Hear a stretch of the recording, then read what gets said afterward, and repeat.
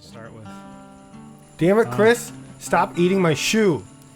You know, it's not my fault. You bought leather, and leather is delicious, and it's the end of the world, okay? I was watching National Geographic, all right, and it said that if you roasted a leather shoe, you could eat it, and you would survive for at least 3 days. But we're getting off topic. Hello, everybody, and welcome to Better or Worse Than the Room. You didn't roast it. I spit roast it. You saw.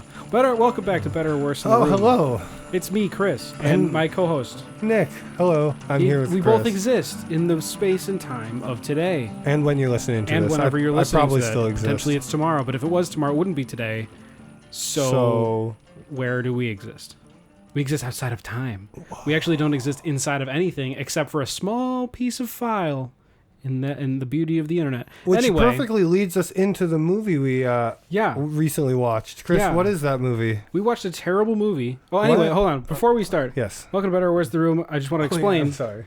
We every week, me and Nick, we watch a good movie. By good movie, I mean horrible. Sometimes these movies are so bad. I have a shitload of movies that I have not watched yet, and I just really want to see. But I'm kind of on a quest to see what kind of movies we can find that are worse. Realistically, I want to find more movies that are worse in the room than better, because some of these super low budget movies that I find are actually kind of good.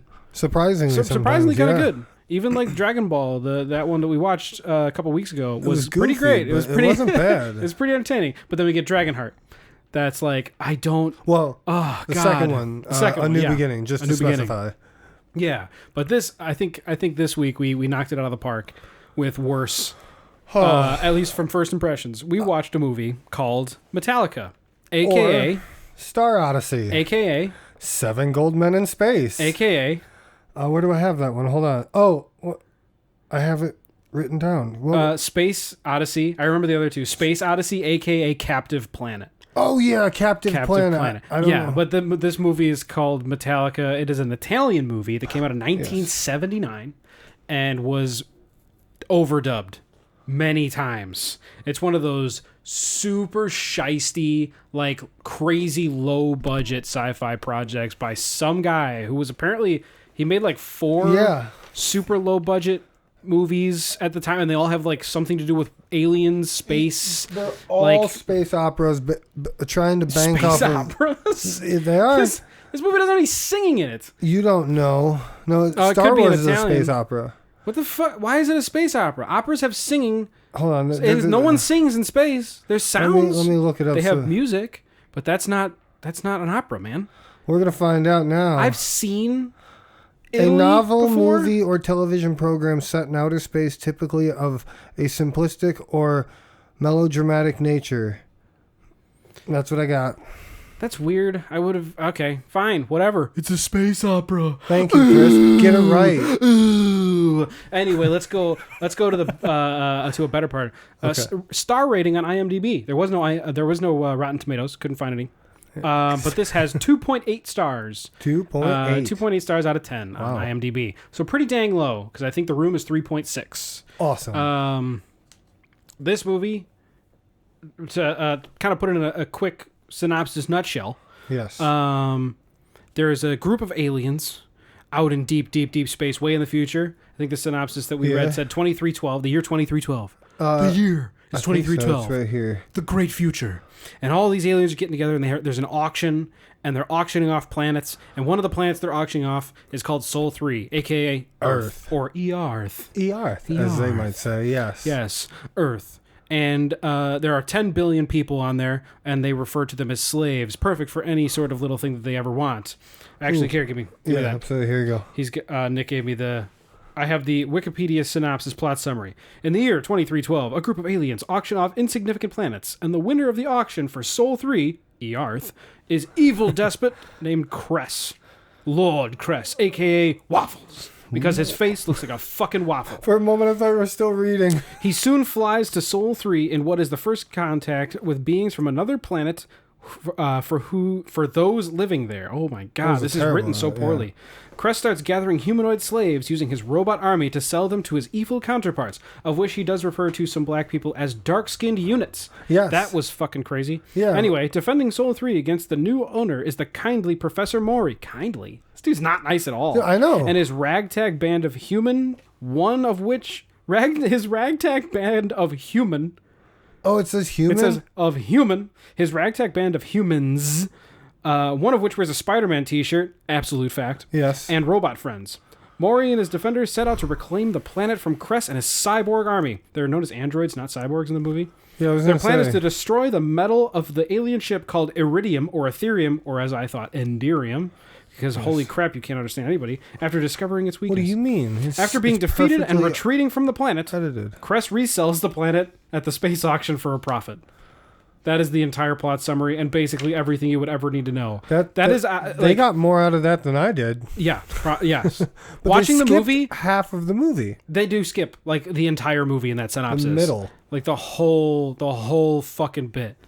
But that's like, okay, if we're going to go off of, if you just read that synopsis, I have a much higher thought of what this movie would be. Yes. Alien race comes down and just buys Earth. They own it everything on it. And they want to use all the humans to enslave. They want to enslave them and use them for whatever projects. I don't know. They're going to fucking make makeshift Nikes for space. I don't fucking know. That'd be pretty cool. Some sick, nasty iPads or Do some we shit. get paid? I don't know. Probably not, considering slave is in the name. We don't know what that means to them. That's true. We don't know. Slave could mean like best butler. Yeah, it could be. Or cousin-in-law. Yeah, I don't know. We don't know. We don't speak alien. It could mean jeans. We don't know. It could be some like sick, Jinko nasty jeans. double denim. The Canadian tuxedo. Freaking denim. All the way. So we don't know. But that synopsis doesn't sound like a bad movie. It sounds relatively fun. Yeah. Because it's a dude who bought Earth, and then Earth has to be defended and say, no way, we're not going to get bought. We never said yeah. That's fucked up. Right. And they knock him away. We do not consent. We don't consent. That sounds fun. It's not. This movie's like the opposite of everything that synopsis says. That synopsis is right, but it's so wrong. Are you telling me this movie was poorly acted, poorly directed, poorly produced, poorly... You could just stop it. Are you telling me this movie's poorly? Yes. I guess you're right. Yes, this movie's poorly. They're poorly because their lightsabers are fucking made of cardboard. Painted they use with cardboard. fluorescent paint. Yes, basically using highlighter fluid to paint them. Yeah. The aliens are basically just people spray painted gold and silver. One dude has an orange afro wig and a fucking poncho. That's right. I remember that. Yeah. And the superpowers, you guys can't see it because this is an audio medium. I'm heavily air quoting. Superpowers is they stare at each other in dead silence. Dead fucking silence. And then one person's eyes glow and the other guy falls down dead. Or they hypnotize them. Yeah, there's like no good like cool shit in this movie. It's just all like it's just all super low budget. And none of it looks good. Yeah, no. The spaceships don't look good. No. The lighting doesn't look good. The actors are fucking atrocious. The casino scene when there's just a board of numbers and then it's just beep boops for fucking 40 seconds. Beep, boop. Yeah, that was insane. That was like going. Yeah, that was watching a game that doesn't make sense because it's not real. No, but not watch at all. this. Yeah, they did have poker. So it's good to know poker is still living in the year 2312 because it's a timeless game. Yeah, there's no way. They're using bicycle cards. I'm surprised that company's still around. I thought it'd be called Hover Cycle by now. No, it'll always be bicycle. Cycle. They won't change. But no one will know what bicycle means. They're just going to think it's like some ancient creature. What the hell is a bicycle? What the fuck is that? Is it like a dinosaur? That's a weird four-headed being with the four symbols. I think it's pronounced... It's like a hydra. I think you all just hear it wrong. It's pronounced icicle, idiots. It's bicycle? Or bicycle? Bicycle? Oh, bicicles. Welcome to Bicycle Cards. Bicycle Cards? Oh, yes. But this movie is dog shit. I think after experiencing this movie, it was absolutely crazy. But let's get into like what we actually see throughout the movie. Right off the bat, we don't even get opening credits yet. I want to ask you right at the very opening moment of the movie. Yes. Did you hear all the voices in the background and then they stop when... It was just mumble. It was like mumbling. Like it was sounding like someone... Well, it almost sounded like people didn't know they were recording at the moment. So like they were crew? still talking. Yeah. Crew members? Okay, let's get on track because that does make sense in a little bit. Movie opens... I have a... Full disclosure, I have a bootleg copy of this. I don't have a real copy. I had no clue what this fucking movie was. And I was part of a movie group, and it was just like, pay, and then we'll send you a random movie. Here Okay. you go. And it happened to be Metallica. I have plausible deniability. And it was a bootleg copy, so fucking whatever. It actually worked out pretty well. It did. There were a couple spots where the video kicked off, but it starts off immediately at an auction. Like close-up. Super close up of the guy running the auction. And then we hear him like saying names of planets, and he's saying, going once for 30 million credits, going twice, whatever, sold, Yes. Guy. I'm making it much more theatrical than it actually was, because it was basically just, Chris, that was way Welcome more to the intriguing auction. than the movie. next up, Soul 3, 10 Do billion I hear humans. do I hear a 9? Would anyone like to pay 20 million? I will. 20 million, please. Do I hear 30 million? 30 million, 40 million. please. Wow, 40 million. Going once. 45 million. 100 million. 45 million. 100 million. Yeah, it's that like horrible low effort. No one's energized at all. And what a way to start a movie. Yeah, that's not the a way to slow like end. pull yourself into a movie. And so during this scene, this is where we meet our Lord Kress, the evil despot, according to the Wikipedia the Wikipedia synopsis. Yes. Waffles. You guys will see it obviously on the screen, but that picture of the front cover of the movie, that's what he looks like. He's not blue though. He is silver, and he has like weird waffle indentations on his face, all over his face. Like they took, and I don't understand what it's supposed to be. Like, is he supposed to be a cyborg? Maybe it's a skin disease. It could. Is it elephantitis in a face? Where he's just growing small Waffleitis, fucking like egolitis. keyboard. It looks like they took off a bunch of keyboard letters and glued them to his face and spray painted his entire face silver. I It's almost thought it was gross-looking. similar to like those covers you can put on. Like they wrapped it around his face. Yeah, they just fucking wrapped the thing around. It's awful. It looks so bad. But he offers 100 million credits, going once, going twice, and he purchases his Earth, Earth. Yeah. Soul Thank 3. you. Thank you. He purchased Solar 3 for $100 million, of which I did the math. If one going by Star Wars logic, Yes. there are some sources online that say one space credit, one Republic credit is equal to $1 USD. So if Earth was bought for $100 million and the land was worth nothing, each human being on the planet is about 1 penny. About one penny or less.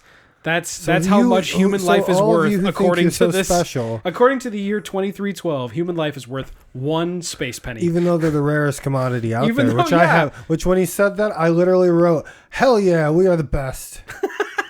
Yeah, he even says, the auctioneer says, like, one of the rarest commodities. It's my pleasure to announce that we have Soul 3 up for auction today. And he's like hyping up, and Earth sells for only 100 million? Right? That's it? I know. That's like a really nice building. Hold on. What is 100 million in 1979 money? Ooh, that's actually a good question. Because that's when it came out. So maybe. Yeah, what is $100 million in 19? Yeah, let's find that out. Because once we know that, that'll answer even more questions. I mean, it's a good thing. $100 million in 1979 money. Moolah! Let's see. And that paper money. 2022. Fuck!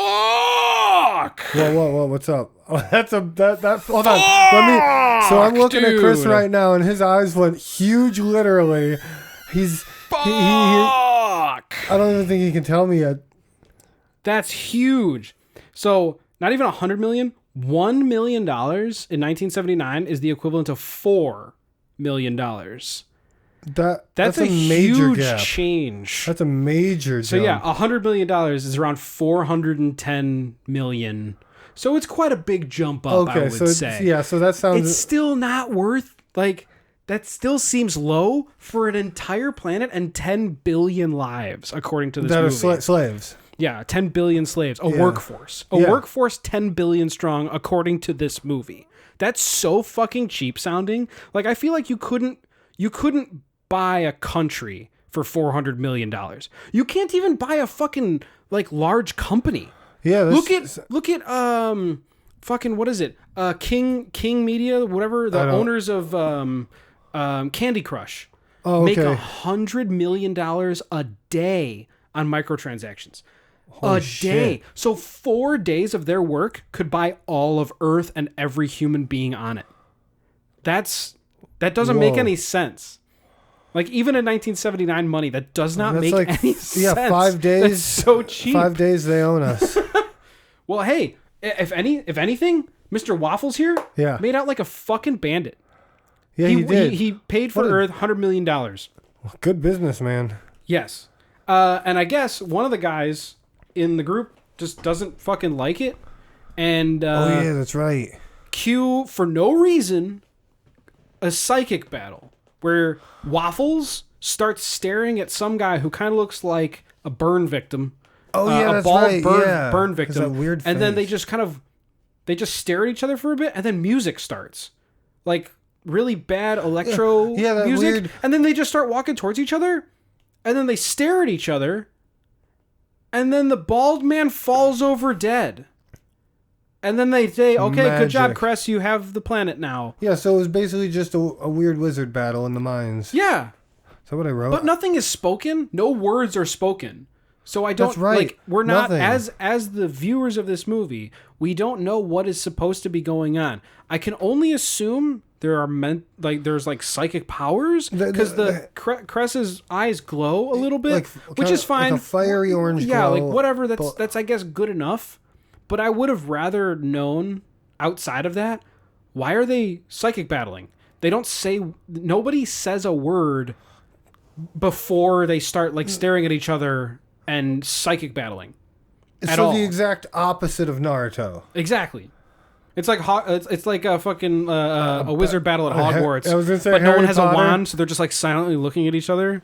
At Thinking about stuff. least with the wand, you have those sparks flying and colors and a little display of who's winning. Yeah, and you can slowly lift people up by going, Wingardium Leviosa. So stupid.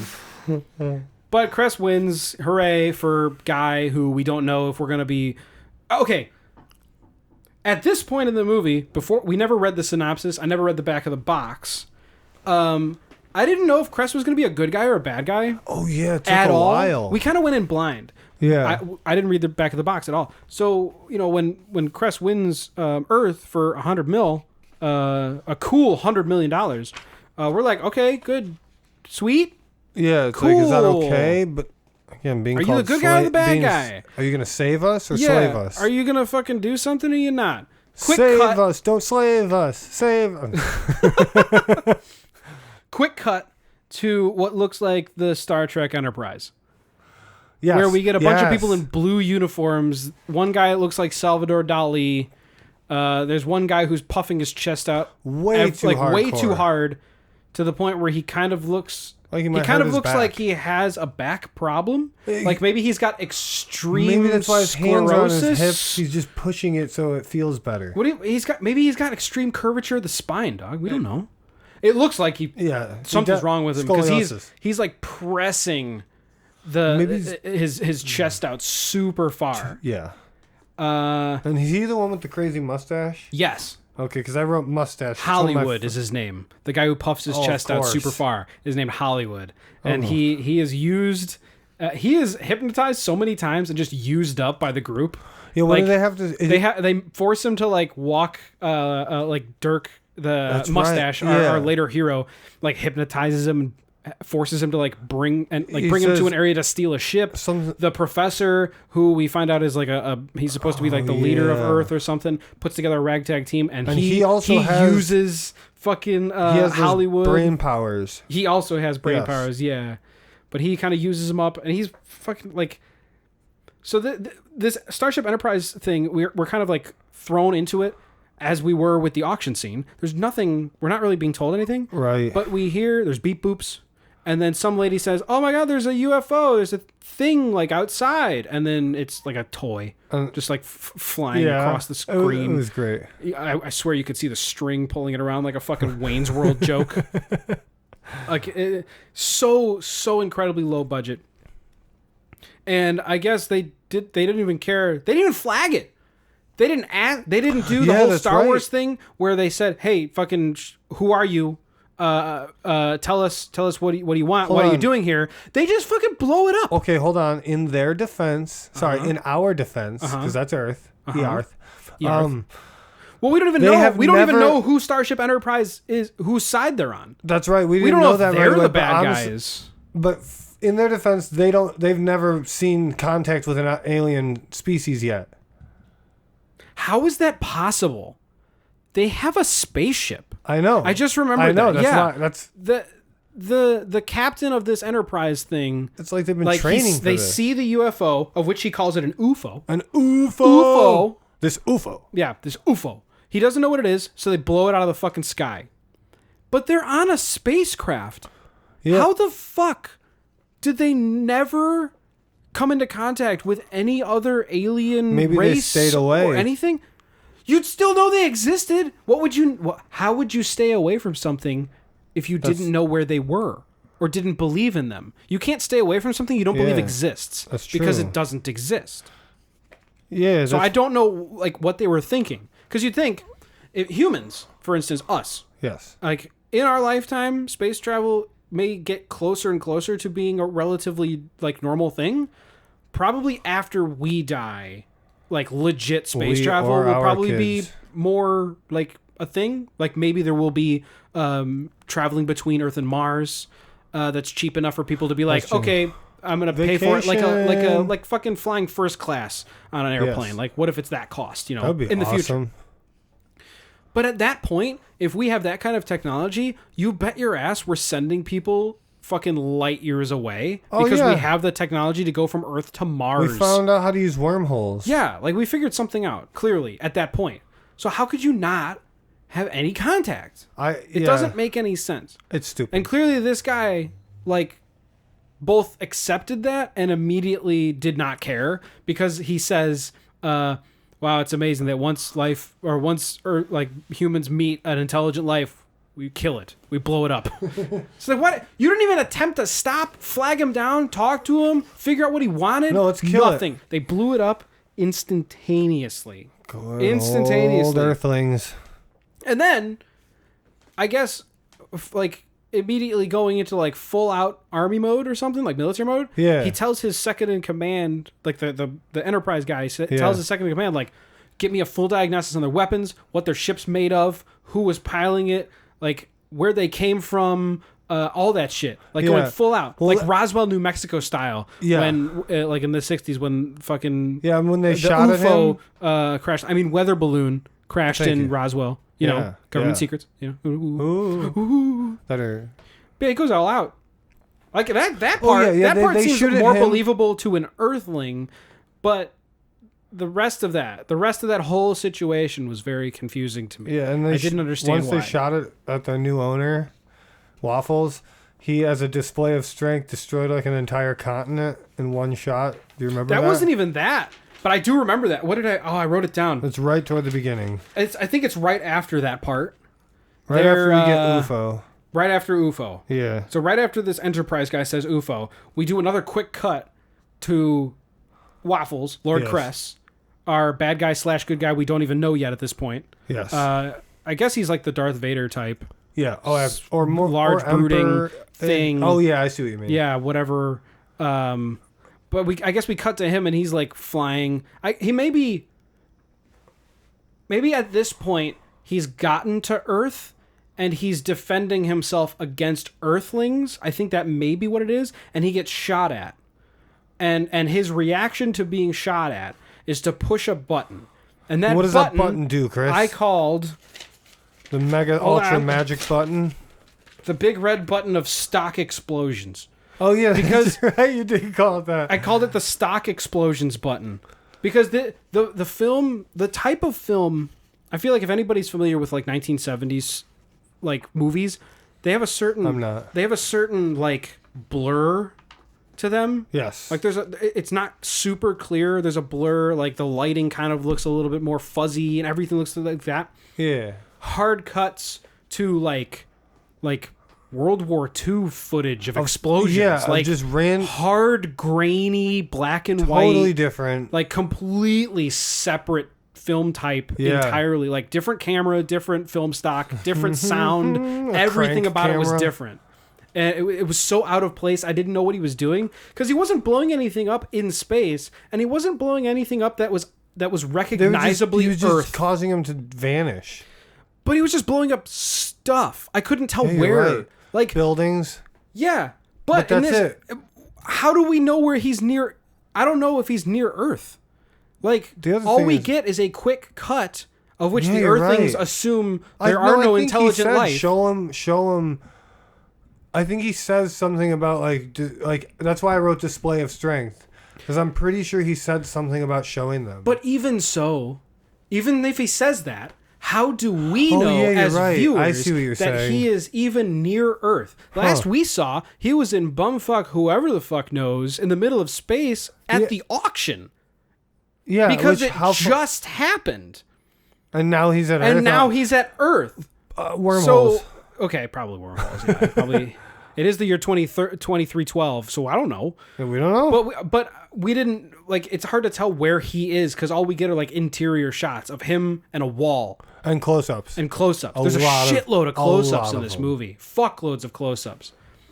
So I guess he blows up Earth with stock explosions, or at least partial Earth. That's what I would do. Which is fucking stupid. If I could just drop stock explosions and it worked, hell yeah. Yeah. Wouldn't you? I'll drop a and stock. I guess after that, oh, here's where we get one of the weirdest scenes. There's the two Enterprise guys that we just saw earlier. They're talking. Yes. And they're like, "Uh-oh, if news gets out about this UFO, I don't know what's gonna, I don't want to alert anybody around." And then it just kind of quick cuts to a super, super close up of our professor's forehead. And he has super creepy bulging eyes. That like, have that just almost a little bit blind. He almost looks like he's going blind a little bit. Like yeah, he's making weird noises. yeah, It's like that's breathing right. real heavy and going. Like he's taking a poop and Like that's he's taking a what sick, it looks nasty like. dump, dude. He does that constantly throughout the movie. This is, we find out, the Professor Maury, who was, I guess, the leader of Earth. Something like He's that. like the prime minister of Earth yes, or something. I think so. He's So the how local did they not? god. With this ability, how did he not know aliens existed? Yes, that's a good one. I didn't think about that. How would he not know? Yeah, Like, he clearly has an ability that, according to all of the creatures, the alien people at the auction, like, only they have it because they're like higher beings. Was but he an humans alien? aren't supposed to have it.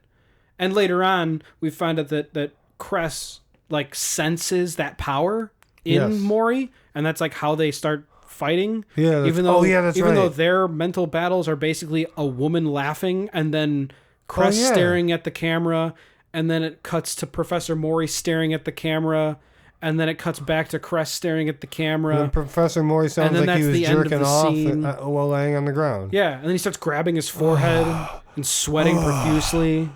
Almost as bad as the warden. Do you remember the warden from the prison scene later in this movie? Where they find Bridget and the other guy, the scientist. Creepy guy. She's going,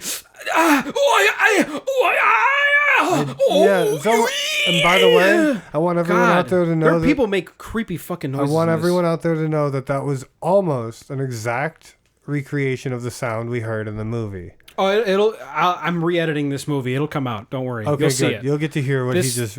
I'm gonna put together like a quick cut of this movie and all of its absolute insanity because oh my god, it's one of those it's just one of those like what the fuck is going on in this movie. So my next note to this point would be 19 minutes and 48 seconds.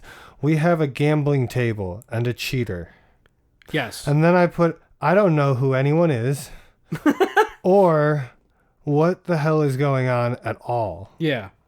So we skip a little bit of stuff, but that's totally fine. You're not fucking missing any.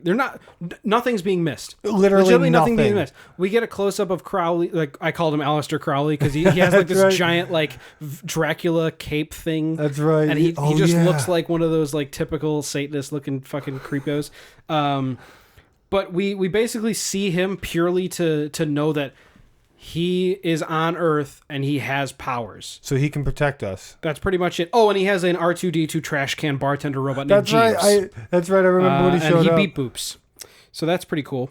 Yeah, absolutely. Then, by the way, the guy who I called a cheater at the table, that mattered only because that guy's name is, I have written Dirk Laramie, a.k.a. Dirk Laramie, yes. I call him a.k.a. Mr. Kissy because that's like all he seems to want to do throughout this movie. Yeah. Our main character kisses like everybody he possibly Captain Kissy. can. Yeah, it's weird. Like without asking, he just does it to extremely varying degrees of success and failure. like a sociopath. Like a fucking sociopath. Who goes, everyone loves me. Or a Yeah. narcissistic sociopath, I guess. Yeah. Like the first time we see him kiss somebody, there's in the earlier scene with Professor Maury, he has a niece who has been helping him, and I guess the niece and guy who cricks his back in really weird ways are like together. Yes. But at one point, Dirk was with the niece. Irene was her name. Yes, thank you.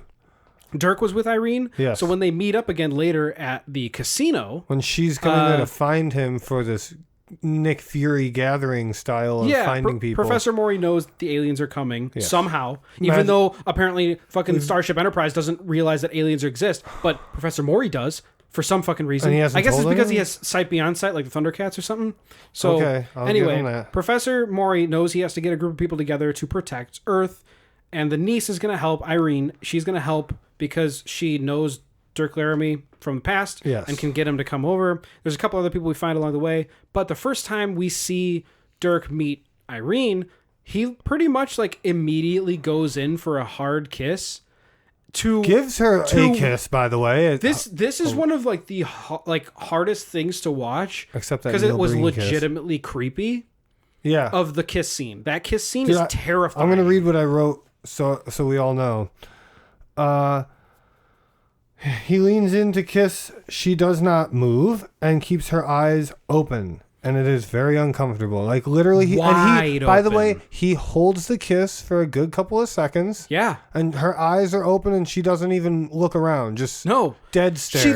She looks straight ahead.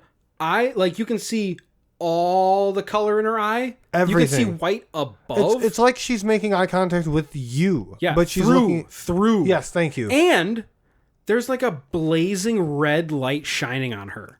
That's right. Like it's like it's like super Technicolor, like crazy bright red all over her. And then I guess finally, after about 5 full seconds, Dirk kind of like backs off and goes like, "Okay, I get it." So okay. Yeah. I take that back. No, he doesn't. I was editing it. He says, "You used to kiss a lot better." That's right. Which is even creepier. What the fuck, man? Do you think that's a kiss, bro? You need to go back, man. You basically kissed a corpse right there, and it didn't even bother you. You didn't even go like, maybe I shouldn't have done that. Like a normal fucking moral person. I mean, Dirk Laramie sucks. Dirk Laramie is a slime ball. I'm afraid of who he is behind closed doors. Yes. Well, we even saw him like just before this. He was cheating at cards because he also has this weird psychic powers, and he uses it to cheat at cards. He sees through people's cards and knows whether to hit or stay or whatever. Yeah. And people found out, and there's a sick, nasty, totally silent fight scene. That's over before you even say the word fight. Yeah. And it doesn't even fully end. No, it just the fight scene doesn't even come to a conclusion. You're in the middle of a fight scene, and then it cuts to silence, still at the casino. Yes. But it's dark. And then the camera like slowly turns, and then we see Dirk Laramie's face. He's got a tiny bit of blood on his lip. But he's sitting under couch cushions and looks like he's part of the couch in that scene. It's weird. It looks like they took furniture and like placed it on him like you would a drunk friend at a frat party. Yeah, it wasn't like a fight because that's not how that would land. It looked like a grand old romp. And he just sits there. I counted it, that scene, like from beginning of fight to 43. The point where like he finally says a word after the fight is a solid 45 seconds. The fight is about 15 seconds. Okay. Then it's silence for like 20. What? Yeah, 20. And then Irene walks into the room, turns the light on, and goes, "Rough night?" That's right. It's like, what? And then it takes another like 10 seconds for him to push all the shit off him and get up and go, and then he goes to Professor Maury's place and gets together with everybody. Professor Moriarty. Yeah. I have a note I thought here. he was going to be the bad guy. He did seem. I thought Professor Maury was going to be the bad guy. That would have been a better movie. If Waffles saved Earth from Professor Moriarty, that would have been awesome. Yeah. Way better movie. Yeah. I think because when you first meet Professor Moriarty, he's just this creepy bald man who's making breathing noises with huge bulging eyes. He's got the big cape with the Dracula Doesn't he collar. Hypnotize that guy right away? He hypnotizes multiple people, but I think he does hypnotize Hollywood, the Crickback guy, right away, and uses it like has him like go out and find people. He basically makes him believe that it's his idea and that he wants to volunteer to help. Yeah, he's just waiting for a volunteer to help him. Yes, so he just takes over and he just fucking gets really manipulated. And it's kind of ridiculous. At that point, I questioned the music.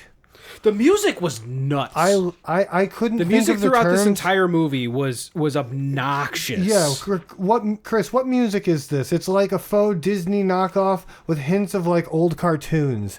That's kind of the way I thought of it in the moment, but later on I have a better description. But I couldn't think of it in the moment. I could think of it as I gave my 5-year-old a Casio keyboard and said, "Do anything but the demo button." Okay. And that's pretty much this whole soundtrack. Is just bleep bloops. And then maybe a couple of like almost melodies. Almost, yeah. Almost beats. Yeah, they're not. But nothing makes sense in this entire movie as far as the music goes. Sometimes there's like funny music in serious parts. Yeah. During action scenes, it's like happy-go-lucky. Right. Yeah. Sometimes there's no music. That irritated me. The happy-go-lucky thing at times when it's supposed to be a dark moment. Yeah. Like, dude, at that point, just leave all music. Yeah. I'm dying. I literally have no feet. It's Exactly. fucking like, what the fuck is going on? I think that song was better than theirs, by the way. So, we got Dirk Laramie. We've met him. Yes. Creepoid. And then, for some reason, there's a boxing match.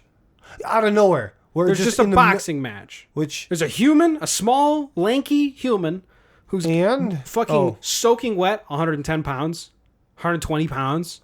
This dude's tiny. Yeah, but like the gymnast boxer man. Like I think his name is Norman. Was that Norman? And he's fighting a robot. And it's not even a robot. It's legitimately a dude in a fucking plastic helmet. Yeah, with lights on. And a garbage can around his waist.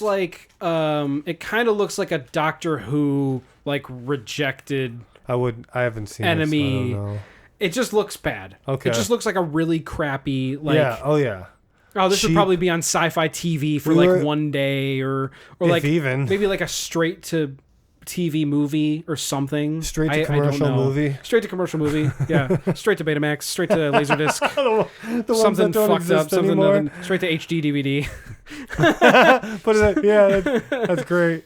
Definitely something you want to see. What's wrong with HD DVD? And I was confused as to what that was for. It turned out Irene was in the crowd and she was betting. But we didn't get why, because there was no information as to why she was there in the first place. It was all inference instead of information. Well, I guess it was the movie just said wait, because we did finally figure out that Irene wants the boxer Norman to help and become part of the ragtag group that we had mentioned previously. Yes. So he says yes after almost no questioning. He basically just comes along, and that's it. Yeah. But he knows someone else who's going to help, who will be able to help. He knows 2 robots that will be able to help in this ragtag group in the defense of Earth against alien Kress. But we don't know that yet. No. But we might know if we go to the junkyard. Okay, so let's go to the junkyard. Take me to the junkyard, to the junkyard, to the junkyard. Country roads to the junkyard.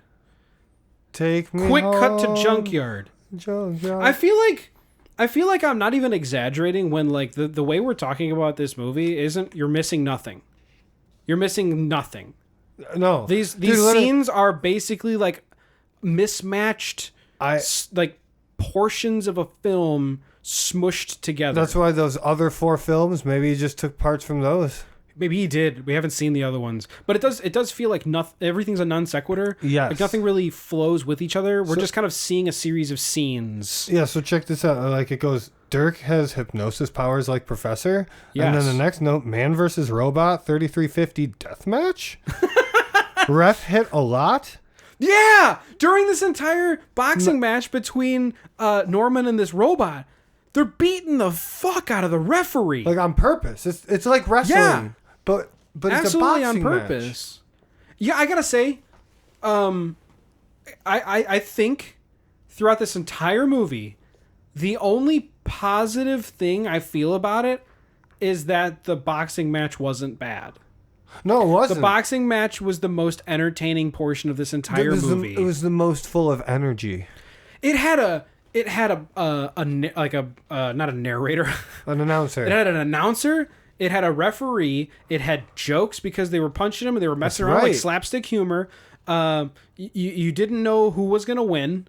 Correct. It was going to be the robot or the guy. They had a crowd. They had a legit ring. It went back and forth in the ring between who might win. He was doing flips. Like I could tell he was a legit gymnast or a stuntman or something. Yeah. Whoever that guy was. It's pretty cool. But it had like legit thought. Maybe that's where all the money went. Maybe. They literally spent every penny of their no-budget movie. What about the robot for this scene? Oh, I thought you just we just knew really a guy who had, he went for Halloween one year as a robot, so we just kind of borrowed him. Kind of like one Billy Chung-Di with the Gene Simmons. I meant spend money on the robot, not the guy. Exactly. Well, that guy's just a stripper. He plays for free. Okay. Anyway. So the boxing match between the robot and the lanky man was fucking solid. And I couldn't help but laugh for most of the time when all the referee was doing was basically running around and then getting punched in the face and falling down. Mouth. Yeah, but after that, Irene meets him and kind of explains that we need help. The Earth, it's gonna get sold. Even though, how does anyone know in this movie on the good guy side know that Earth has been sold? Because didn't he just show up? And that's why they're mounting this defense? But we don't know that. No, I'm saying he just fucking... I don't know. Maybe it was the battle with the professor. It's not said. Everyone's just sitting in rooms assuming that you know everything about this like a British fucking film. Movie. Anyway, let's go to the junkyard. God! Well, wait. Didn't we go... What about... Wasn't there a scene with the prison? Or is that later? Oh, you're right. There was. Okay, we meet the boxer... Before we go to the junkyard, there is a scene at a prison where we find out there are two more people. By the way, you don't know it's a prison for quite a few minutes. No, you don't, because it's basically a long pink hallway where people wear, like, the guard. What were the guards wearing? They had like a black jumpsuit and like a rubber helmet. Is that what it was? Thing. Yeah. It looked almost like one of those really old football helmets. Yeah. Spackled black with like bulbs on That's the top. Right. That's right. It had something on the top of it. Yeah. Cue another amazing, incredibly long scene of fucking dead air silence. Okay. Because the 3 guards are just walking along this hallway for a solid 30 seconds. I remember that. To which they go all the way up to a girl, because there's always a girl, and they look at her and go, yeah. Look at that Bridget. I want that Bridget. And they get real up all up into that.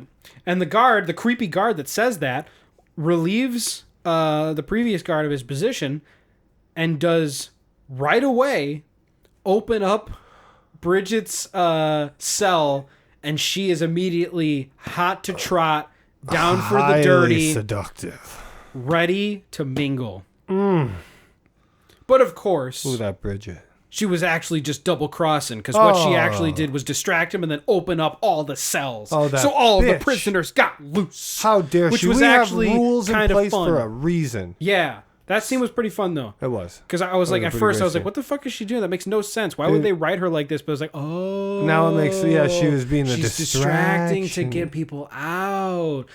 Yeah. Using lady powers. To which a bunch of people just start beating the shit out of a bunch of guards. And then we hard cut to the creepy warden, who's just breathing super heavy like he's fucking jazzing in his pants. Yeah. His pantaloons. Didn't you have a note about asthma? Yeah, I wrote down Warden breathes super heavy. Asthma? Jizzing? Because he legitimately... I know it's an overdub, so it's like kind of over the top. Yeah. And you know, everyone's actually speaking Italian or English, because Italian movies are made incredibly strangely. You'd have to do research on it if you want to find out how old school Italian movies were made. Yeah. They're like the wrong way to make a movie, but they make them very... The way that old school Italian movies, especially like Giallo and like those old school slashers are made, like you'd have to look them up. They're so strange that you wouldn't think they would work, and they bring along their own unique style. Yes. But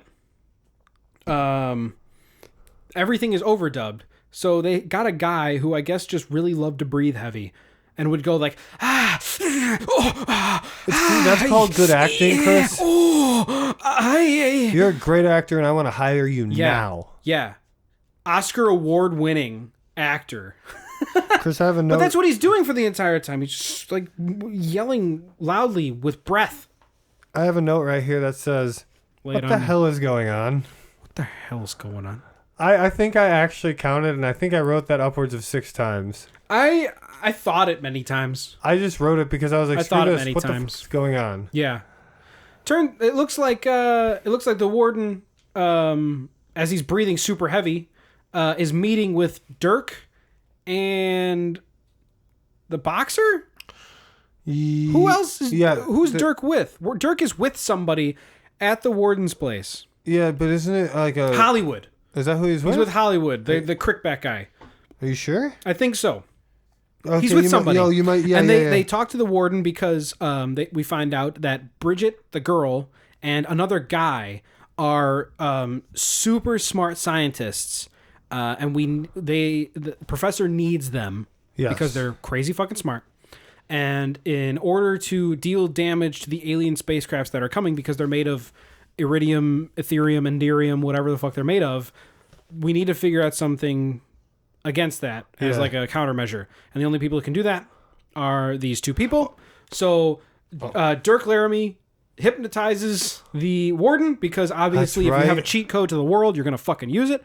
And convinces the warden to let Bridget free into the custody of Dirk Laramie. Let Bridget free. So they can go off and make science to help destroy the aliens that no one believes in except for Professor Maury and 2 other people. Right.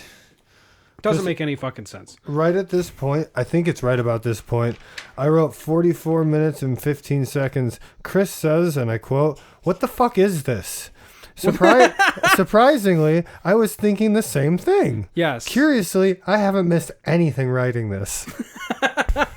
There's so much dead air in this that you're not missing a single fucking thing. You kind of almost have to do something else while watching this movie. Chris, this is when we get to those 2 very special people. The junkyard. Oh, yeah. Now we get to the junkyard because we've met our prison people. So we get to the junkyard and we meet up again with Irene and Norman the boxer. Yes, he's and according to Norman the boxer, there is a robot friend or 2 that will help out. Later on in the movie, how they help out, I don't fucking know. They don't do a fucking thing. They do one thing by accident. Don't you dare. What? What do you say? I don't remember. No, you said don't you dare. You told me not to. Please dare. All right, I'm gonna. This is hard for me. They start mixing chemicals and figure out the last thing they need to stabilize the etherium, the iridium. Oh, you're right. That's the one thing they do. That is their only contribution, other than terrible jokes and just stupid moments and uncomfortable dialogue. Yes, thank you. Uncomfortable dialogue for a very childish movie. So Boxer knows I don't know how he knows, but he knows exactly where this robot is. And it turns out he just like runs up to a giant pile of scrap metal and just starts throwing things around. And then there's a robot. It's almost like he hid it there, but yeah. I know he didn't. It's like he did, though. It's like he knew exactly where it was, because he knew all the pieces. He put it all together, and according to him, actually, according to Irene, they have been sitting there and putting him together for about 5 hours. That's right. 5 hours. She's like, what am I going to do? This has been taking about 5 hours. And he said it'll all be worth it. It'll seem like nothing once I'm done. Yeah. Wow. And then he lifts up the robot, and then he powers it up by 2 AA batteries. That's all it needed. 2 AAs. Yep. The future is beautiful. I thought it would need 96 batteries, but... D's. Yeah. D's nuts. Anyway. So... You got me. The super robots of the ultra future in the year 2312 are powered by 2 AAs. Those were super robots? Yes. Oh, yeah, that's right. I wrote that down, too. You're right. Yeah. And what's the first thing this robot says after coming back to life? He says, it's like, wait, I thought we committed suicide. It's something like that, but the first line is about how they committed suicide. Why'd you wake me up? Yeah, why would you wake me up? I hate being alive. I wanted to die. That's right. That's exactly what it was. It was like, are you kidding me? So our lovable, or supposed to be lovable robot companions are like trying to commit suicide, and the reason it was in pieces is because he killed himself. Yes. And we learned that there's a girl robot as well who was about to get like completely demolished. So the boxer just does some sick, nasty parkour to a terrible soundtrack and saves, what do you mean? saves the girl robot. And we find out the robots are named Tilt for the guy and Tilly for the girl. That's and they're right. like a couple. A couple of fucking ragamuffins. Yeah, who their whole existence for about, I don't know, 40 minutes of the freaking movie is asking each other and trying to figure out why, Chris. Why did they kill themselves? Well, maybe it was because we didn't like the sun anymore. Yeah. What? What do you mean? Maybe. Hold on. I have one of them. I have a couple of them actually. Okay, awesome. I have a couple of them. Great. So these are a couple of examples of some of the reasons that the robots may or may not have killed themselves. Well, please go. The first being they couldn't sleep. So they wanted to kill themselves. Well, okay. Second being they couldn't dream about each other. So they killed themselves. Third being they could not eat food that they wanted to have. So they killed themselves. But they don't understand. That's a great thing because then you don't have to worry about that anymore. And now you're more efficient. Yeah. You run on 2 AAs. Why do you need cabbage? Just carry a pack of AAs in your back pocket. Yeah. And the final reason at the end of the movie is they killed themselves because they can't bone. Oh, they couldn't rub up against each other. Well, they did sound like a couple of teenagers. I literally have a note that says, what are these robots, like 15? Their first time in love or something? Yeah. Yeah, and then apparently they're supposed to be engaged, by the way. They're supposed to be engaged, and we do figure out they're supposed to be war robots. Yeah, ultra war robots. And this is the only time we hear about that because they do not fight anyone. But how we figure out about this is Norman the Boxer is like, hey, they're like ultra experiments, like they're like crazy advanced. And he just picks up a rod and javelin spear throws it at Tilt. Yeah, and then Tilt just takes it. Well, he like stops it midair. No, he doesn't. He doesn't? No, he doesn't. He gets impaled with it. He gets impaled by the javelin. And what he does is, I'm going to stand up for this. Please do. It gets hit dead center in the stomach, and then he just steps backwards. Oh, like he could phase through things. And the javelin is just floating in space. And then he walks away. That made no and all he said is, "Be sense. careful, you'll kill me." It's like, and then your thought is, it made no sense. It was dumb. It was dumb. I didn't get it. How does that equate? Why would they tell us about that and not use it? They did to mix chemicals. No, that's bullshit. No, that's standard robot shit, man.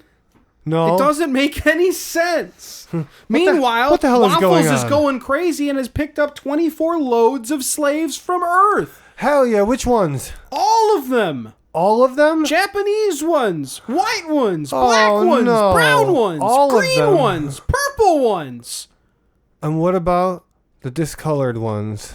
and the discolored ones. Monochromatic. Multichromatic. Gradient. Pixelated. Tall. Short. Inverted. Swipe. These are all now just turning into slide changes. Harlequin babies. Oh, boy. Whatever you want. We have them all here at this emporium. We do find out that pretty much at this point, Waffles, the bad guy, Mr. Kress, Lord Kress, the despot tyrant. Lord God Kress, the Waffles tyrant, has picked up about 1 million people from Earth. The heroes of this have done nothing. Nothing at all. Not even, at this point, they're not even a full team yet. They haven't even had one full meeting as a team. And Kress, Mr. Waffles himself, has over 1 million people that he's trying to get all put together. Yeah. Finally, at this point, when Kress has over 1 million people out of the 10 billion people on the planet, which realistically is a very tiny amount of people, but it is a lot. 1 million is a lot. Especially for one ship. Yeah. If you've ever been to the Museum of Science and Industry, I think, there is a single tiny exhibit of what does 1 million look like. And it is a small capsule that you stand in that has 1 million stars. It's like little lights. It is 1 million lights. It is an unfathomable amount of it's insane. Stuff. It's insane. Looking at it, it's incredibly hard to put it in perspective, because if you're just looking at tiny dots in this at the Museum of Science and Industry, it fits in a tube, like a person-sized tube. Yeah.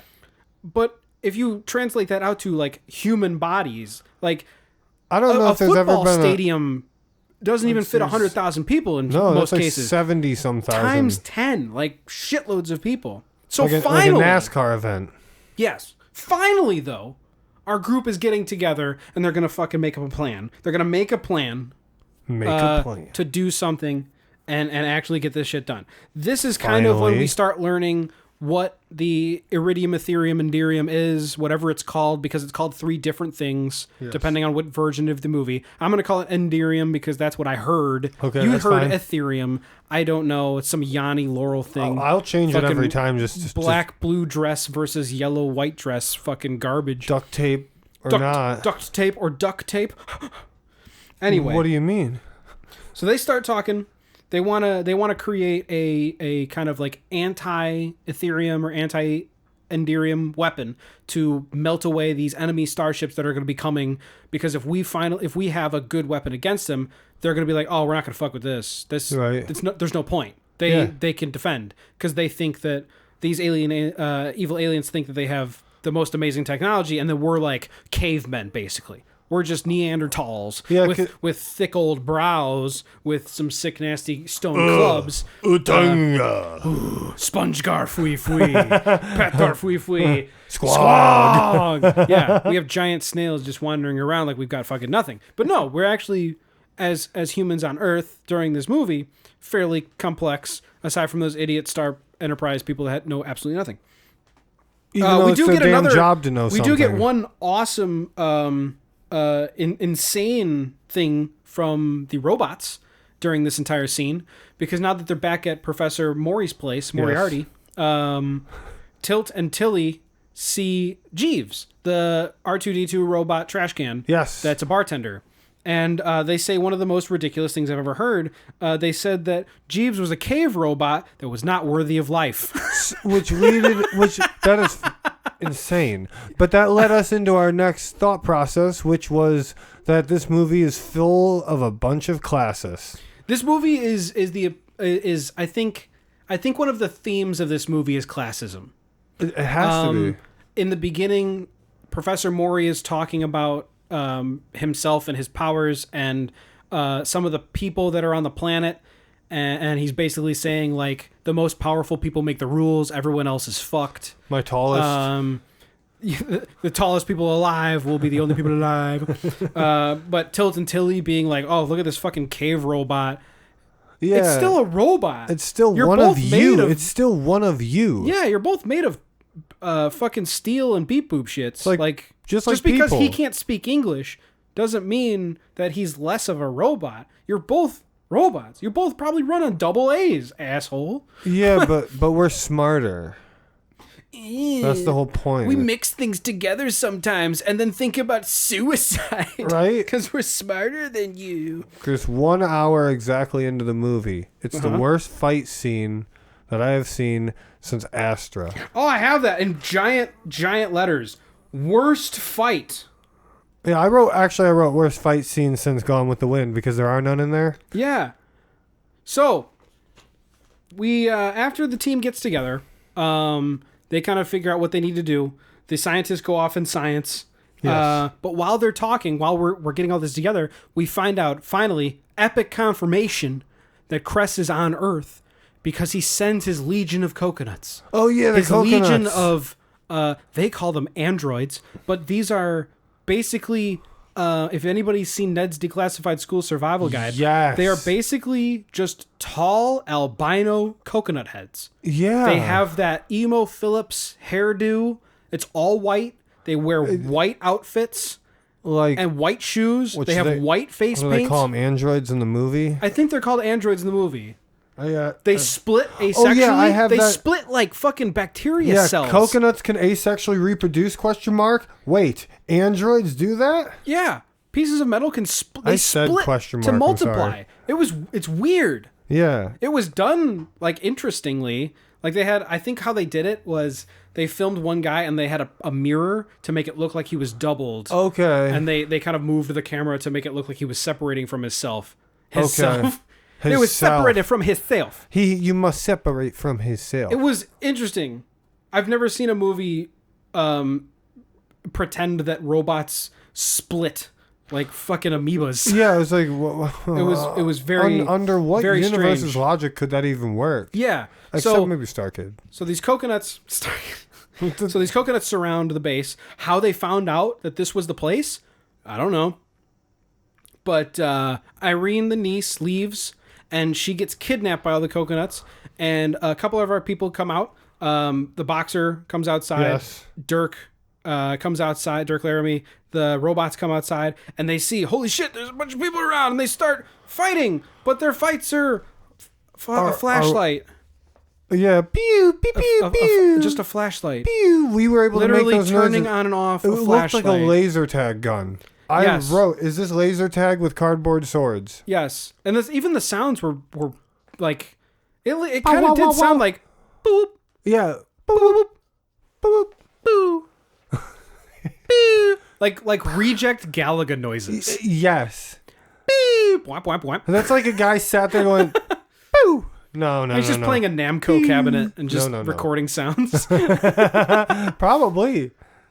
So they're oh god, all of the action in this is like really badly choreographed punching, flashlights, and then later on we see the lightsaber equivalent, which is legit. We found it out. It is pieces of cardboard with fluorescent paint, and they look exactly like what you think. Pieces of cardboard with fluorescent paint. As a 4-year-old, you could make a better product. But here's the thing. I don't know why they didn't at least attempt to just make it colored PVC pipe. Because that would hurt if you got hit with that. No, it wouldn't. You don't know that. No, it fucking wouldn't. They didn't even swung connect. That against you as hard Nobody as I could. Connected with a fucking hit. That's Everyone true. was like swinging around, and if they did hit, they would kind of like caress them. They would like wipe. Right. They would wipe the cardboard sword, because if you hit too hard with cardboard, you're gonna bend it. Maybe then they have to make a new cardboard sword. Do you have any idea how long that takes? 4 minutes. That's a long we don't have that time. kind of time here. No one has that kind of time. Also, the budget's not that high. $4, man. I think they were putting boogers on the swords and then wiping them on each other. I think that's what was going on. That's biohazard. That's biowarfare, my friend. Exactly. You know what that is? That's called Agent Green. Whoa. Agent Snot Rockets. Disgusting. I know. They should be arrested. That was.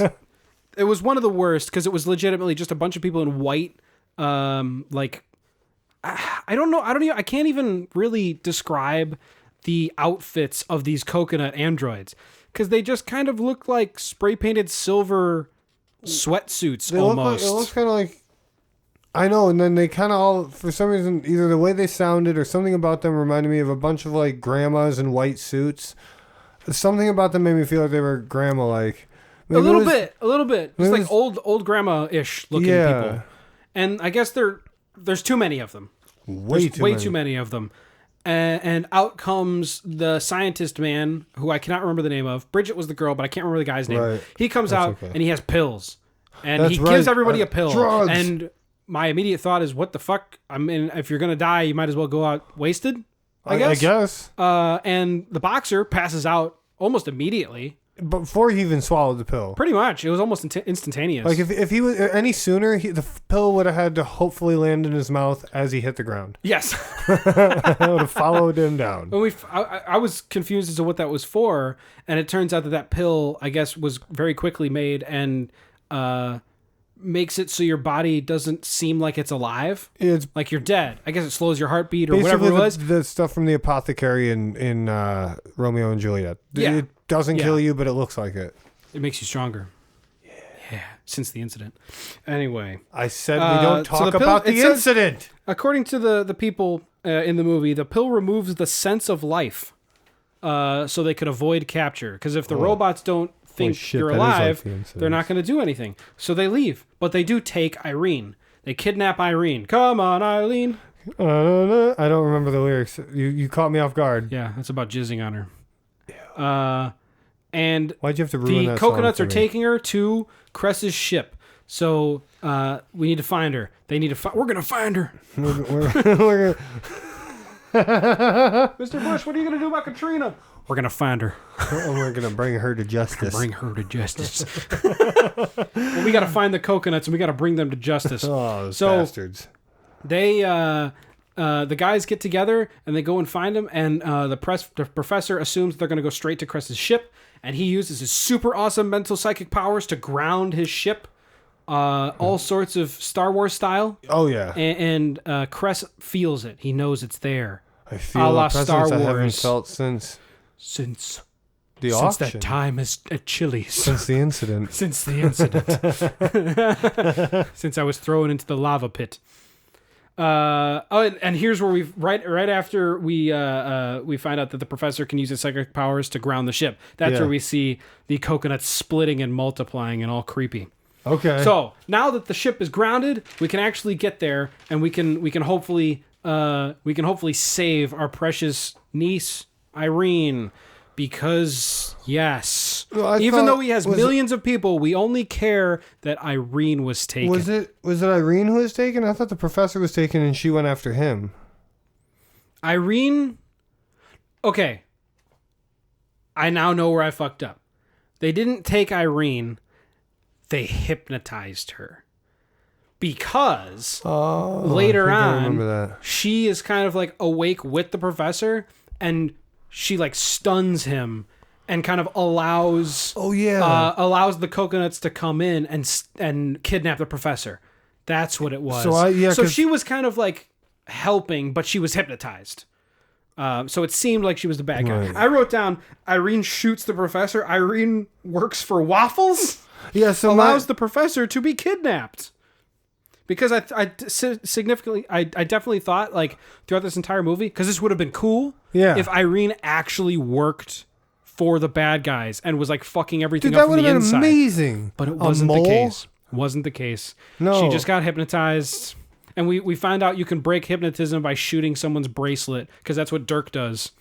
Yes. And then she just becomes fine. Yeah, it's almost like a shot. Yeah. It's like, what's going on? Yeah, it's At strange. that same point, and now it sounds like we are about to play a very happy Pokemon Stadium style game. However, someone was instead kidnapped / murdered by Nicole Fury. I called her that. Nicole Fury. I didn't remember her name at the time. Oh, God. Okay, but they thankfully at least Tilt and Tilly were around. But they're still on the suicide joke. According to them, this is where they talk about suicide because they can't, let me see, they couldn't sleep and dream about each other, so they wanted to kill themselves. But thankfully they were outside the ship, and the androids didn't really care about them because they're robots. Right, and they were able to locate the ship by following all the coconuts, so they could tell Dirk and the boxer and everybody about where that ship was located. So they can go, and they find the ship, and they storm on it. There's one entrance, one exit. It's a tiny, tiny, tiny ship. It doesn't even look like a set at all. Waltz. There's a hallway. Actually, you know what I think that hallway was in the ship? I think that was exactly the same hallway, but different lighting as the prison. I think it's one-to-one the exact hallway. I'm with you on that because I was like, this looks familiar, but I couldn't figure out why. Because the hallway is basically like, it's just a straight hallway, and then there's like alcoves as you go down that have little areas that are basically where the prisoners were. And they would just color it differently because they were like magnetized or freeze rayed or something in place. But I think that is the exact one. It's got to be. Yeah, and they all have their little laser cardboard swords and like swinging them at each other. That was the best. Oh God, it was so bad. Meanwhile, the old man, Professor Maury and Waffles are like psychic fighting, so they're basically just staring. Yeah, just into space because they're not even face to face either. No, they're not face to face at all. They never meet. So during this whole fight and all this mental stuff, I wrote down lame shit. Because holy crap, dude. This movie started getting really graining. Sigh. Yeah. I wrote the word sigh because I sighed 3 times. This is, I think, an hour. Again, I have... An hour 10, hour 20 into the movie. Yep. So we're almost done. We're almost finished with this movie, and I'm so fucking done with this movie. Oh, me at too. This point. It was such a slog getting to this point. Dude, 1 hour and 18 minutes in, I wrote, what the hell is going on? I wrote it again, and then I put on there, Uncle is dead, no way he's breathing. How did niece get on the ship anyway? She walked in. And then she legitimately just walked in. This is when I asked if the robots were 15. We forgot to say 15? Yeah, because they act like 15-year-olds on their first date ever. Yeah, they're like children. I couldn't handle it. I hate them. They talk the whole movie. I know, and I have multiple times how much I hate them because I couldn't stand it. It was annoying. They don't shut up. No. Every scene where Tilt and Tilly are on camera, they are talking. They're supposed... Yeah, it's like not never ending. Yeah. To the point where when they're fucking around with all of the chemicals and stuff and mixing the anti-Iridium together, they are talking over everyone else who are in the background. Everyone's talking at the same time. It's awful. These characters fucking suck. So I finally get to a point where during this fight, we finally get to a point where I guess Kress is done with having people on the ship. Yeah. And his way of getting people off his ship is one of the weirdest things I've ever seen. It is not a like defense mechanism. He basically just turns the heat on. Oh yeah. And everyone just leaves. Well, I mean, you would too if I turned the heat up on a 90-degree day. Yeah, it is pretty hot. It's super humid. It's just like, oh God, dude, why? I don't know, man. The AC, it's just busted as you're turning it higher and higher and higher on it. To get everyone out. They just turn on a red light, the heat goes on, and everyone just walks off the ship. And then they leave. They casually just leave the ship. They keep super casually. And after they've been on this ship, Chris, they turn around, look at the ship flying away, and what do they say? This is I think one of my favorite quotes of the movie. You leave your stupid pockets. You stupid pockets. Damn it. Oh, that's not it. I give up. So everyone's been fighting on this ship. They've been fighting to get back Irene. They get her back by using the magic words open. Sesame. That's it. Just open. Oh, yeah, you're right. It's just open. Because everything in this fucking movie is based on mental powers. So they just think strongly open. They get her out. They all leave. And then everyone looks back at the ship as it's taking off. Our main character, Dirk Laramie, I'm pretty sure, says, look at her. She's huge. Gigantic. Wait. Laramie. At the ship that they were just on. Why? What is that for? Did you think what? Weren't you just on the ship too? He was on the ship and it was one hallway. How big was it? You know what I just realized right now? Not a single character in our entire movie sets real eyes on Kress. That's true. No one sees him until the dead ass end of the movie. The last minute of the movie. Yeah, does any one of our characters see the bad guy? Does Till and Tilly or whatever? No. No, okay. No one sees Kress. He is an unknown villain throughout this entire movie. We know about him as viewers. Yes. Because they show him for no reason. He's not really doing anything. He just basically stares, and then he pushes the stock explosions button, and then he runs away at the end because he's been beaten by 2 people with cardboard fluorescent painted swords. Dude, those are dangerous. They are very dangerous. They could cardboard cuts suck. Dude, yeah, and the webbing of your fingers, man. You ever felt that? Hurts. Like millifolders between your toes. That sent a little tingle down my spine. I don't know if you saw that twitch. Yeah. As you said that. You could always put a toothpick under your toenail and kick a door. Hey, you could. I'll try it on recording. Yeah. I'm just kidding. I would never do that. Oh. Yeah. So he runs away like a bitch baby. Hooray. Humans win. Right? So, yeah. Humans win? It's done. No. What? Because hard cut. Back to the casino. Back to the beginning of the movie. We're back at the auction. This movie sucks. Yeah. Back at the auction, we find out what's up for auction again? Soul 3. Which Earth, is Earth. It's up for auction again. Who is the seller? Me. Kress, because he doesn't fucking want it anymore. And he gets into a bidding war, and somebody pays. These slaves are just they fight back. They're too pain in the ass. They hurt me. I turned my heat on, and they left, and then I went away. I just don't know why they have to be so not willing to do whatever I want. But you know what? I'm kind of gonna cheer for Kress because he sells his $100 million investment for how much? $600 million. Boom. Which in today's money is 449,000 billion trillion dollars or whatever. Whoa. It's a lot of fucking money. It's way more money than I'll ever have. Way more money than most people will ever have. That's Except one hell of a profit, dude. He bought it for 100 mil, sold it for 600. That is a net gain of $500 million. Fuck yeah. But that's awesome. Not all. Because the camera zooms out, and lo and behold, Bridget, the scientist, prisoner person from earlier in the movie. The sexy lady in the prison.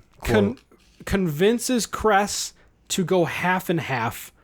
And I guess they somehow make a deal where she and the guy she was with get 300 million and all of the slaves on Earth. That's right. Oh, you're right. So the good people who helped defeat Kress in the first place, by the end of the movie, turn into backstabbing assholes and sell every single person on Earth for a massive profit and don't give a fuck. End credits. Well, you did forget one small thing I wanted to point out. Look out, Commander. You have one on your tail. Oh, fuck. I did. Oh, God, you're right. The terrible space battle. I don't know if I did say this, right? That this movie came out in 1979. Star Wars was 1977. 2 years prior. 2 years prior. This movie, I guess during the overdub, shamelessly. This is one of the most shameless rip-offs I've ever seen or heard. So in Star Wars Episode 4, there is the fantastic scene where all of the X-Wings are fighting above the surface of the Death Star, and they're all flying around and fighting these TIE fighters, and there's that famous line of, "Watch it, you've got one on your tail." Guess what? You said that. Watch it, you got one on your tail. I made that joke. And right after you said it, almost like clockwork, someone in the fucking movie says, "You've got one on your tail." He said, "Look out, Commander, you have one on your tail," is how he said it. To be, quote, different. Yeah. You can confirm how visibly pissed off I was when I heard that. Oh. I stood up. He did. I stood up and I was like, "You gotta be kidding me. You've gotta be kidding me." I literally, right at that moment, I wrote that quote. That was 1 minute and that was 1 hour and 30 minutes in, almost exactly. And I wrote right here, "This movie sucks," Chris said. Yes, this movie. I was at that moment you stood up. Do you think this movie is almost over? Was my next note. Thankfully, it just ends. This space battle is a Star Wars ripoff. I'm so happy it ended, dude. Like this. Something about this movie. God. I have watched it before, as I told you. I had seen it. Yes. I did not remember a single second of this movie. Upon rewatch, I still did not remember a single second of this movie, and except the very last part. I'm so sad that I watched it again that I hated it. This movie sucked. The whole experience was not fun. Well, it wasn't even funny bad. Like no sucked. Part of it was enjoyable. Sucked. Aside from the boxing fight, because the boxing fight was like a legit scene. Yeah, that was a decent scene. Yeah. Well, you forgot the very last joke in the movie is that joke you were talking about with the robots. That they killed themselves because they can't have sex. Yeah. And then the professor goes, I can do that for you. I can fix that. Yeah, like Dulé Hill and Dulé Hill can fix that. I can fix that. I can make you sick, nasty penis. And basically, do you need some robo-dong? What did I joke about putting a penis on the robot? I'll make you a cyborg pussy. And then that's weird. Literally very abrupt ending. Yeah. Hard cut, dude. There's a lot of weird hard cuts in this. Chris, final words real quick before I tell you anything else. Final words that I wrote here. Go for it. Quote. From me was, what the fuck? From Chris, fuck you. Fuck this movie. This movie blows. What the fuck, man? I'm offended. That was a direct quote of your friend man? Chris over there. I'm offended. That was awesome. The movie was offensive. It was. It was offensive to sci-fi. It was so bad. There's nothing redeemable about the movie. Nothing redeemable. There's no good characters. There's nobody who has a redemption arc. Like Dirk is a dipshit. Irene doesn't do anything. She basically the boxer basically just does gymnastics the entire time. And puts the robots together. Or is that not him? He puts the robots together for 5 minutes, the boxer. The most annoying part of the movie. The robots are by far the worst. And almost unnecessary. If they would have just turned them on to do that serum and then shut them off, boom. The only portion of the movie where they came in handy was mixing and finding the ship of the serum and finding the ship. Okay, fine. That's a freak accident, though. Couldn't Garbage Can have done that? Yeah, Jeeves could have done it. Garbage Can could have done it. The fucking cave robot that they said wasn't worthy of life, he could have, if he wasn't trapped inside, he could have fucking found him. Yeah. But final thoughts, because we're at the end of this thing, and I kind of want to wrap this up a little bit. But final thoughts: this movie deserves a lower score. This movie should never have been made. This movie should have been forgotten, lost to time, thrown out, smushed, destroyed, shot, strangled, beaten poisoned, with a baseball bat, beaten, bludgeoned with an electrical outlet, drowned, burned. Yes, thank you. Burned with acid, tortured, burned with lava. Tortured, imprisoned, imprisoned, starved, magnetized, demagnetized. Dude, I have to say, it's a tape. The Room had a traceable plot. Like the room had more. The Room has much more of a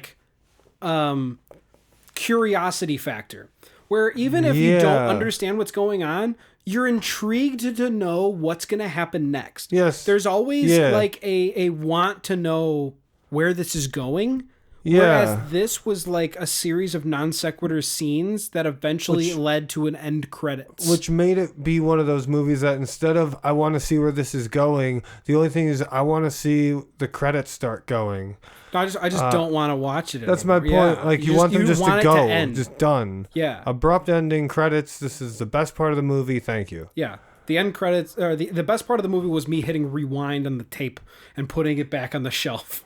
Yeah. For me, it was going home. Nice. Yeah, but I'm wholeheartedly voting for worse. Oh, me too. It was so much worse.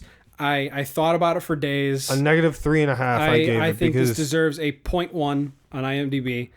0.0% on Rotten Tomatoes. They don't even work decimal points, but I want that 0.0 just to confirm. It's not a high zero. It's a zero. It's a straight zero. No in between. No ifs, ands, or buts. No one's seen it. I would love to know the budget. I know we'll never find out. I know what that budget was.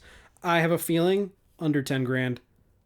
Probably the guy's own money, because there's no way anybody would pay for this fucking movie. Like it said in one of the things, they reused a lot of the costumes and sets or whatever from his previous movie. So that means he kind of ran out of ideas and just wanted to do, maybe this will work better. Yeah. I wonder what those other movies are, because the other ones had stuff to do with space. I wonder if it was like... They were all space operas, as it said. Yeah, but were they like intertwined?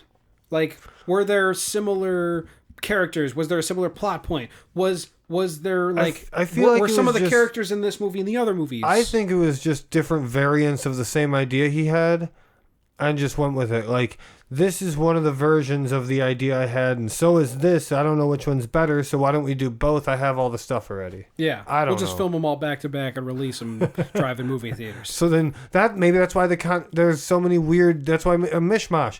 The actors couldn't remember which lines for which movie, so they were all just doing different parts from different movies. Maybe.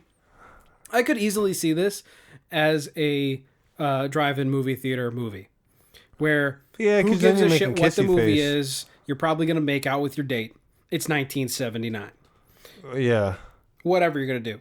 Fucking do cocaine, stare at the screen. Put her in the trunk while you watch the movie. I don't care. It's the 70s. Yeah. Punch her.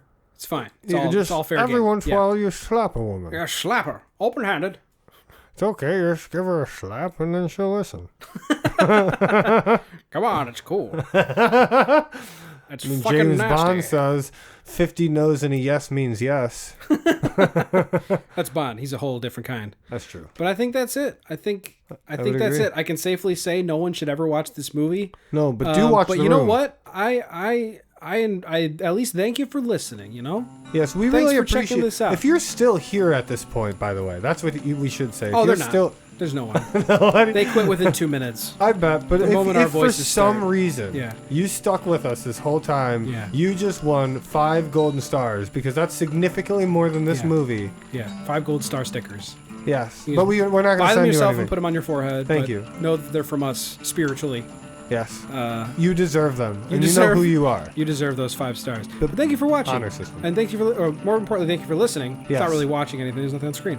The lines. But thank you for listening. I truly appreciate it. Thank you for finding this. Yes, we appreciate it very much. If you liked it, please subscribe. Yes. Keep a lookout for future stuff. I'll give you a little sneak peek of the movie next week. And while you're grabbing that, I want to remind everyone we also do Struggle Through Gaming.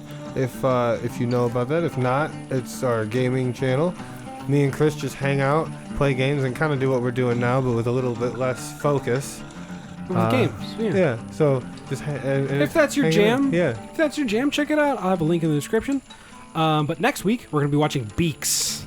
Beaks. Beaks. Beaks. Beaks. Gawk. We're gonna watch Beaks, so get ready for that. Beaks. Keep a lookout, and until then, we'll see ya. Goodbye. We love you all. I love you. Okay, I love you. Your double A's running out? Yeah. Oh crap! We gotta get more double A's. Bye.